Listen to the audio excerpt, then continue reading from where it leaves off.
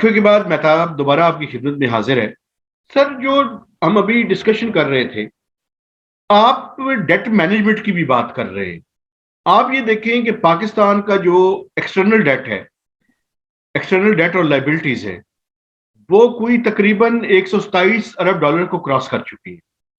और प्रोजेक्टेड ये है कि ये अगले 1.5 से 2 साल के अंदर ये 150 बिलियन डॉलर्स को क्रॉस कर जाएंगी। तो ये डेट मैनेजमेंट के अंदर हमें कौन से काम करने चाहिए? और इससे जुड़ा हुआ दूसरा सवाल ये भी है कि हमारी जो डेट सर्विसिंग है वो बड़ी खतरनाक हद को पहुंच चुकी है सर। आज से चंद साल पहले इतनी नहीं थी। अब जो एक्सटर्नल डेट की मैं बात कर रहा हूं, वो इस साल सर 12.4 है, अगले साल 13.5 से 14 बिलियन डॉलर्स होगी। तो ये डॉलर्स कहां से आए? क्या करें हम? डेट मैनेजमेंट में क्या काम किया जा सकता है? देखिए, मैं आपको बता, मैं 1.5 साल वहां पे रहा हूं और मैंने बड़ी कोशिश की कि वहां पे एक नेशनल हेजिंग प्रोग्राम इंट्रोड्यूस करा सकूं। हेजिंग प्रोग्राम ये होता है कि भाई जब आप लोन लेते हैं तो उस वक्त यूरो का रेट होता है 88 सेंट। जब वो लोन रीपे करते हैं तो उसका एक्सचेंज रेट होता है 130 सेंट। तो कौन पे कर रहा है ये? 12 और 3 42 सेंट एक्स्ट्रा को किसने पे किए?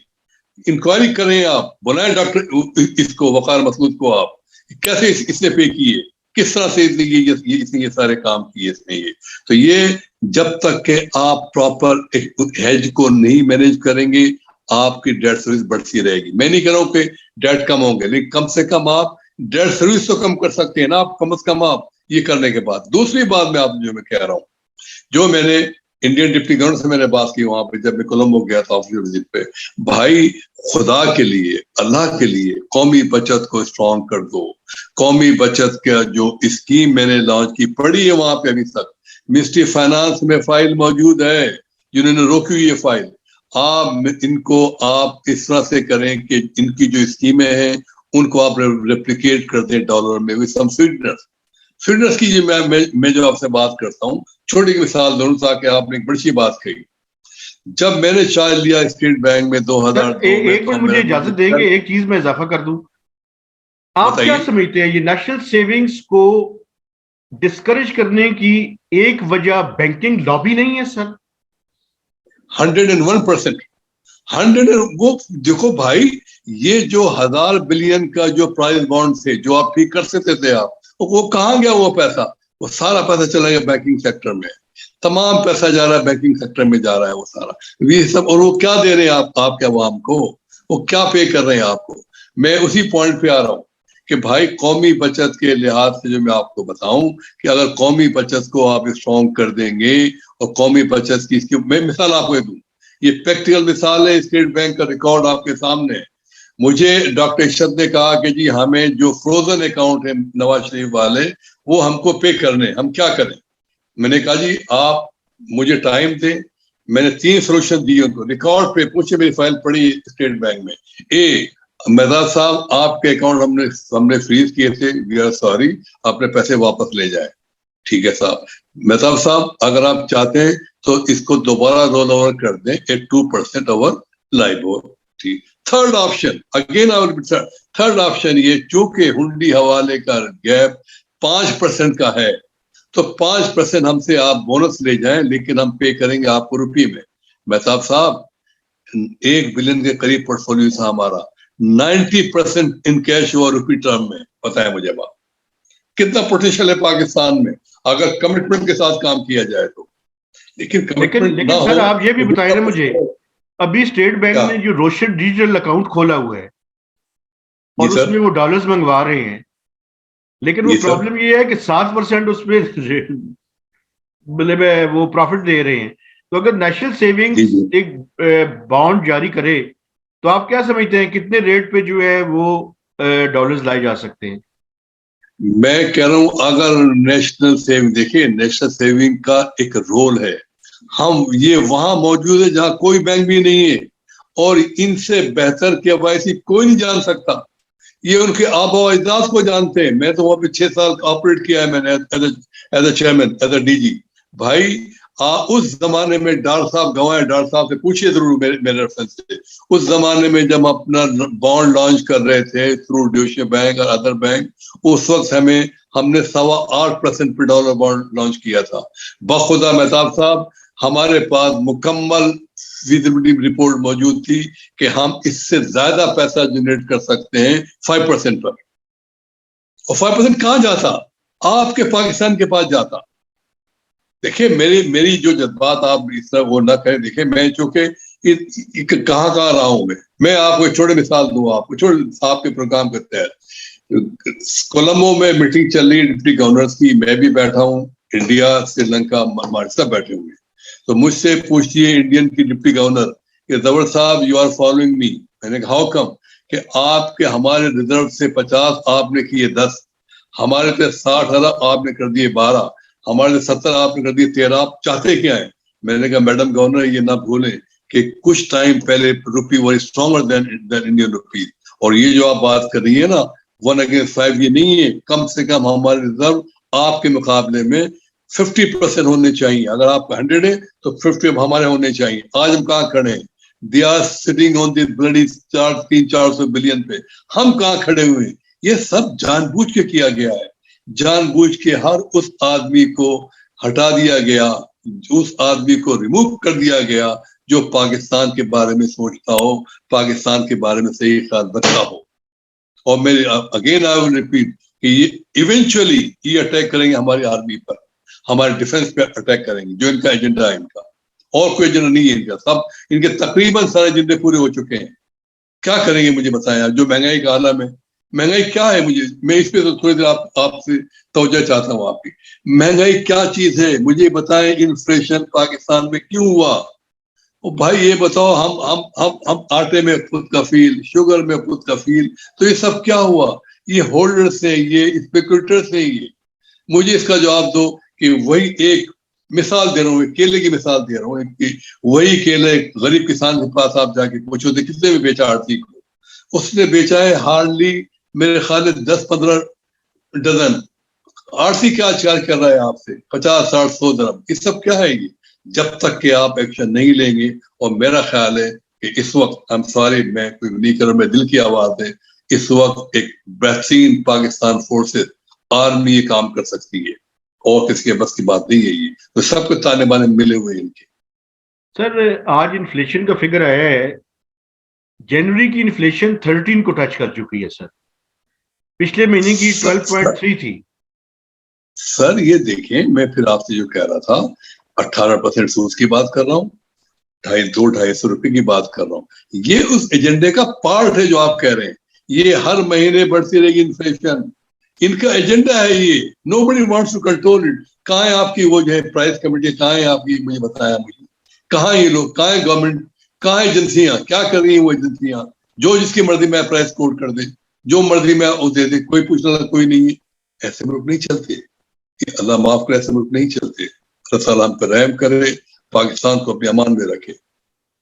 अच्छा सर ये बताएं कि अब ये जो स्टेट बैंक ऑफ पाकिस्तान का बिल है सर, इस पे दोबारा से आते हैं। एक तो आपने कहा कि बारविंग पे हुकूमत की बारविंग पे पाबंदी है, तो इस वजह से जो है वो आपको इतराज है। इसके अलावा जो चीजें हैं सर, मसलन गवर्नर की टर्म है, वो जो है वो 5 साल कर दी है, और वो काफी सारा उसके अंदर ये भी है कि काफी सारा डेटा वफाकी हुकूमत से पूछे बगैर भी वो शेयर कर सकता है। तो बाकी किन चीजों पे आपके इतराजात है सर? मैं तो सिर्फ एक ही जुमला कहूंगा, आप समझ जाएंगे मैं क्या कह रहा हूँ। He has been promoted as viceroy in Pakistan, looking after the vested interests of America. That's it. एक जुमला काफी है, आप समझ जाएंगे। आप कौन है ये आदमी? इसकी क्या आइडिया थी इसकी? मुझे बताएं, क्या इसका बैकग्राउंड है? इसने इजिप्ट में जो किया सबको पता है ये बात। मैं तो चैलेंज करता हूँ, और इसको लाया कौन? इसको लाया कौन? इसका जवाब दे। कौन रिस्पॉन्सिबल है इसको लाने का? शौकत तरीन साहब आप हैं, इमरान खान साहब आप हैं, इनको लाने के जिम्मेदार आप हैं, और आप इसे जवाबदेही होगी दुनिया में भी और आखिरत में भी। और आखिरत की जो जवाबदेही जो है वो बड़ी खतरनाक है, बहुत ही अजाब बड़ा दर्दनाक अजाब है। जो जिस अंदाज से लोग यहाँ परेशान हैं, लोग किस अंदाज से यहाँ पे आप देखिए क्या से क्या कैसी कैसी महंगाई हो गई, लोग भूखे मर रहे हैं, लोग यहाँ पे दवाओं के उनके पास पैसे नहीं है, क्या करेंगे वो? सर आखिरी सवाल आपसे, ये जो पाकिस्तान की इकोनॉमी के चैलेंजेस हैं सर, आप क्या समझते हैं कि मेजर चैलेंजेस क्या हैं? क्योंकि अब तो चैलेंजेस को काउंट करना भी जरा मुश्किल है। महंगाई है, एग्जैक्टली एक्सटर्नल साइड का प्रॉब्लम है, आईएमएफ का प्रोग्राम है, बिजली का आप देख लें क्या इशू है। मैं अभी प्रोग्राम शुरू करने से पहले आपसे बात कर रहा था कि सर अगर यकदम डिस्कनेक्ट हो जाऊं तो समझे बिजली चली गई और जनरेटर ऑन करना पड़ेगा। तो ये आपकी नजर में मेजर चैलेंजेस क्या हैं सर? मेरी नजर में जो मैं आपको बताऊं, देखिए मैं तो एक इन्वेस्टमेंट बैंकर हूँ, कमर्शियल बैंकर या foreign exchange bank debt office का। सबसे बड़ा जो अहम काम आपको करना चाहिए गवर्नमेंट को कि इंडस्ट्रियल का जाल फैला दें आप। ये कोई मुल्क बगैर इंडस्ट्रीज को डेवलप किए हुए तरक्की नहीं कर सकता। हमने उस पर कोई काम ही नहीं किया। मुझे इसका जवाब दें आप कि पाकिस्तान में अभी से नहीं, ये बहस हो रही है पिछले 2 साल से। मैंने भी टीवी टॉक शो में कई बार पॉइंट आउट किया इस बात को कि 3 इश्यूज आएंगे पाकिस्तान को। नंबर 1, आप पे सर्दी बढ़ेगी, आपके पास गैस नहीं होगी।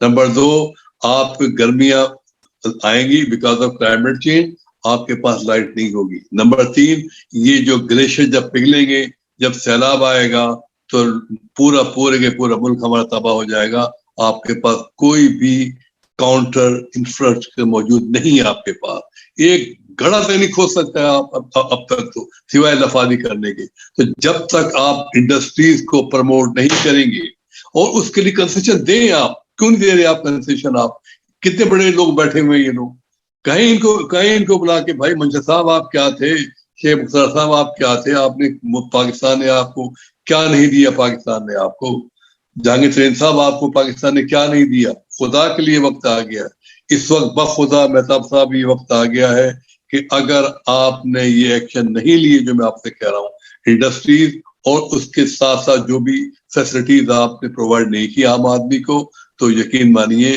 कि हमारा हाल युगंडा से बदतर होगा। लेकिन सर एक इसमें मैं और भी इजाफा करना चाहता हूँ। आप ये देखें ना, प्राइम मिनिस्टर ऑफ पाकिस्तान वो खड़े होकर कहते हैं कि देखिए मेरा तो कोई कारखाना नहीं है। इसका मतलब ये है, इस तरह से उनको पोर्ट्रे किया गया है कि कारखाने वाले या पैसे वाले इस मुल्क में काबिल नफरत लोग हैं। हालांकि सर ये कारखाने वाले और ये पैसे वाले लोग अगर ना हो और इंडस्ट्रीज ना लगाएं तो लोगों को रोजगार कहां से मिलेगा? इस मुल्क में बुनियादी नैरेटिव भी चेंज करने की जरूरत है। ये इमरान खान साहब को कोई जाके सवाल, उनके पास एडवाइजर कौन है? इमरान खान साहब से कहें मेरे रेफरेंस से, वो कह रहे हैं जफर साहब कि ये बात करने से पहले तो जीआईसी सिंगापुर को विजिट कर लें आप जाके, बस कि जीआईसी सिंगापुर क्या चीज है वो जीआईसी सिंगापुर में प्राइम मिनिस्टर ऑफ सिंगापुर का हिस्सा है उसमें, और वही जीआईसी ने पूरे सिंगापुर को चेंज कर दिया इंडस्ट्रीज के जरिए, इंडस्ट्रीज के जाल बिछा के, कम्युनिकेशन के जाल बिछा के, सब चीजें फैसिलिटीज करके। सिंगापुर कहाँ है आज मुझे बताइए? ये सिंगापुर इन्हीं लोगों ने बनाया जो कि इंडस्ट्रीज हैं, जो थे और अभी भी काम कर रहे हैं। वो जीआईसी का पोर्टफोलियो सर तकरीबन $500 बिलियन से ज्यादा है, ये मैं आपको बता दूं, और उसमें मेजॉरिटी शेयर होल्डर आपके गवर्नमेंट के सिटिंग लोग हैं। इसे कहते हैं कि नेशनलिज्म। ये क्या जी मेरा तो कारखाना नहीं है, तो इसे क्या माने हुए कि मेरा कारखाना नहीं है? ऐसी बातें वो करते हैं आके। और मुझे हैरान हूं कि ये इतने लंबे लंबे दावे किए थे, इनको जरा भी शर्म नहीं आती। या मैं ये 4 साल पहले मैंने क्या कहा था, 2 साल पहले मैंने क्या कहा था, सबको पता है कि कौन आदमी क्या है, जो भी इनकी कैबिनेट है, तो सबका बैकग्राउंड देख लें आप क्या है, क्या काम किया मुझे बताएं आप। मुझे एक बात का जवाब दें कि शौकत तरीन साहब की क्या परफॉर्मेंस है, ये जरा मुझे बता, सिवाय इसके कि वो एक रिटेल बैंकर है, और क्या काम किया उन्होंने? और भी लोगों के नाम मुझे बताया, मुझे क्या काम किया है। किसने, मैं तो फाइनेंस इसलिए बात कर रहा हूँ कि मेरा ताल्लुक फाइनेंस से, बाकी आप छोड़ दें। आप क्या किया आप लोगों ने? कहाँ गए वो वादे? कहीं को तरीन साहब कहते हैं कि गवर्नर नहायत बेवकूफ आदमी, इस मुल्क को तबाह बर्बाद कर दिया। जैसे वो ओस लेते हैं एडवाइजर का, मिनिस्टर का, कहते हैं जी यहाँ तो दूध की नदियां बह रही हैं। ये सब क्या है? ये क्या समझते हैं कि आवाम को नहीं मालूम? जरा हट के देखें एक बार। ये ये सीट से एक बार हट के देखें आप, फिर देखिए इनका क्या शुरू होता है इनका। ऐसे नहीं है, लोग इससे तपे हुए लोग रो रहे हैं, लोग खुदकुशियां करने पे मजबूर हैं लोग। आप देखें अखबार पढ़े ना आप जरा, आप जाए इधर गाँव देहातों में, मैं जाता हूँ गाँव देहातों में, यकीन मानो मैं साहब, मैं मीरपुर खास के गाँव देहातों में जाता हूँ, बखुदा वहां लोगों के पास पीने को पानी नहीं है। इस मुल्क में जो एक एटमी पावर कहलाता है अपने आप को, पीने का पानी नहीं है उन लोगों के पास, वो जोहर का पानी पीते हैं वो। अभी भी लड़काना शहर में कुत्ता और इंसान एक साथ पानी पीता है, ये क्या है ये? आप थरपाल को जाकर देखिए, बच्चे बगैर दवाओं के मर रहे हैं, मासूम बच्चे बगैर दवाओं के मर रहे हैं, और यहाँ यहाँ बिलियंस ऑफ रुपीज का ये लोग खर्चा दिखा रहे हैं। ये सब क्या है? मैं स्ट्रेट फॉरवर्ड बात कर रहा हूँ, अब अल्लाह और मेरा अल्लाह रब्बे करीम हाजिर नाज़िर जान के बात कर रहा हूँ कि जो भी मैं बात कर रहा हूँ सच के दिल से बात कर रहा हूँ और सही बात कर रहा हूँ। जफर शेख साहब, थैंक यू वेरी मच, आपने मुझे टाइम दिया सर, और इस दुआ और उम्मीद के साथ कि अल्लाह पाक इस मुल्क की हिफाजत करें और हम सब जो है वो आमीन। मिलकर इस इकॉनमी को और इस मुल्क को जो क्राइसिस हैं इनसे निकाल कर बेहतरी की तरफ लेकर जाए। और सर आपसे भी एक वादा लेना है कि आइंदा भी आप हमें टाइम देते रहेंगे और ये जो डिस्कशन है ये हम जारी रखेंगे। तो मेहताब अहमद को एक नए प्रोग्राम तक इजाजत दीजिए। कुछ आपने कहना हो तो आखिर में कह दीजिए। एक सेकंड में कह रहा हूँ बात। देखें, इतनी तबाही के बावजूद मेरा ईमान कामिल है, कुछ नहीं बिगड़ा। अभी भी अगर सही सही एक्शन सही डायरेक्शन में ले लिया जाए ईमानदारी के साथ, बखुदा पाकिस्तान का कोई मसला नहीं है। ये सब दिखावा है, ट्रेड डेफिशिएट, ये डेफिशिएट, ये सब दिखावा है, ये सब सो कॉल्ड में हमारे मईशत का इनके ये हथकंडे इनके ये। आप प्रैक्टिकल बात करें कि भाई हम नहीं जानते, हम ये कैसे अलाउ कर दें कि हमारे लोग भूखे मर रहे हैं, हम कर्जा लेके हम इंपोर्ट बिल पे करें अपना? ये कहाँ का इंसाफ है ये? दूसरी बात, नेक्स्ट प्रोग्राम मैं आपके साथ करना चाहता हूँ ऑन द इस्लामिक फाइनेंस। देखें, यकीन मानिए, ये इस्लामिक बैंक जो कुछ भी कर रहे हैं, इतनी तबाही फैला रहे हैं ये लोग, इस तरह से इस्लाम के नाम पे लूटा जा रहा है आम आदमी को, फिर क्या कहूँ मैं आपसे। ये इसमें मैं आपसे नेक्स्ट प्रोग्राम में इस पे जरूर बात करूंगा। इंशाल्लाह जल्दी जब आपके पास बिल्कुल we can translate the entire portfolio of government of Pakistan into a sharia compliance regime. मैं वादा कर रहा हूं मैं आपसे, और जो मैं कह रहा हूं मेरे साथ मुल्क के जय्यद उलमा दीन भी मेरे साथ शामिल होंगे। बिल्कुल ठीक है sir ji, thank you very much. इंशाल्लाह जब आपके पास टाइम हो मैं हाजिर हूँ जी आपके साथ प्रोग्राम करने के लिए। तो नए प्रोग्राम तक मेहताब हैदर को इजाजत दीजिए। खुदा हाफिज।